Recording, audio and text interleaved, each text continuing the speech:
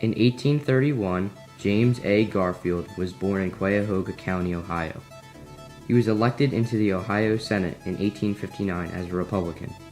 James Garfield was a brigadier and major for the Union Army during the Civil War. Before being elected as the President of the United States, James has served over 9 years in the House of Representatives.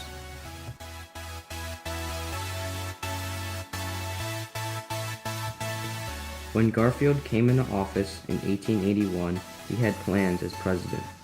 Even though he was only in office for 200 days, he was still able to accomplish most of his goals. To name a few, James Garfield was able to reform civil services and build a stronger Navy. Unfortunately, his time was limited in the office.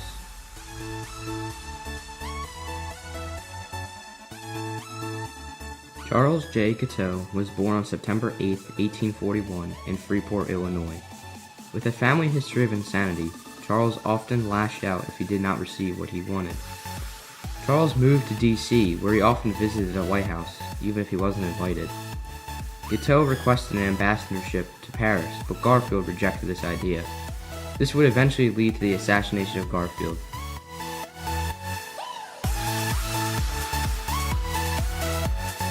The assassination occurred on July 2, 1881. At this time, Garfield was going on a vacation, but he was secretly being followed by Charles Guiteau. When Garfield arrived at Washington's Baltimore and Potomac train station, Guiteau saw his opportunity. He used a .44 British Bulldog and shot Garfield in the back. Guiteau used this gun on purpose so it would look good in a museum one day. After the president was shot, people in the crowd grabbed Guiteau and they were able to get the situation under control. When they finally were able to get the court together, Guiteau was finally found guilty and was sentenced to be hanged.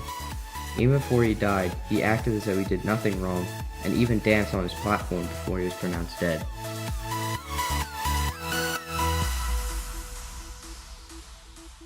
The doctor's treatment may have been the real cause of Garfield's death. They tried to remove the bullet by using a prototype metal detector, but they were unsuccessful. Their treatment included the administration of morphine, brandy, and mercury chloride. This, however, only caused the president to become weaker to the point of death. Garfield fell to the floor, crushing his silk top hat. A policeman named Kearney grabbed Guiteau and demanded, "In God's name, what did you shoot the president for?" Guiteau's reply was beside the point. "Have me put at the front of the jail, 3rd story, and I'll have you made chief of police." A doctor examined the president and said reassuringly to Garfield, "I don't believe the wound is serious." Garfield smiled weakly and said, "Thank you, doctor, but I am a dead man." It took a long time for him to actually pass away, and it became sort of a national obsession for that summer of 1881 to focus in on what was happening to Garfield.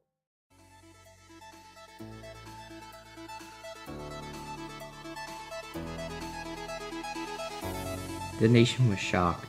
Many people entered a period of mourning after the president had been assassinated. After Garfield passed away, Chester Arthur succeeded as president.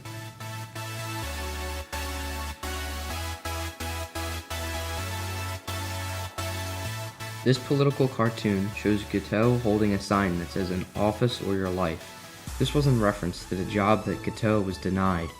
He's also holding a gun, which shows that he will retaliate if he does not get this.